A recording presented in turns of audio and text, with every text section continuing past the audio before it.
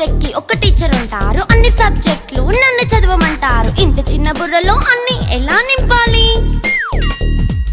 Class work, home work, fair notes అంటారు. Subject కి 3 books పెట్టి బ్యాగ్ నింపుతారు. ఇన్ఫాక్ట్ నా బరువు కన్నా నా బ్యాగ్ బరువే ఎక్కువ.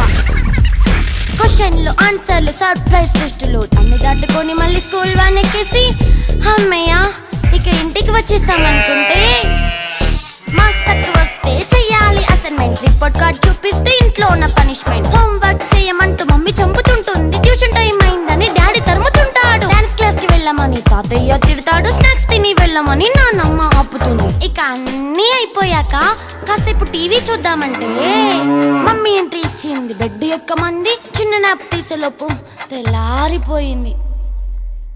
అయ్యో మళ్ళీ మొదలు ఈ స్కూల్ కష్టాలు. ఇక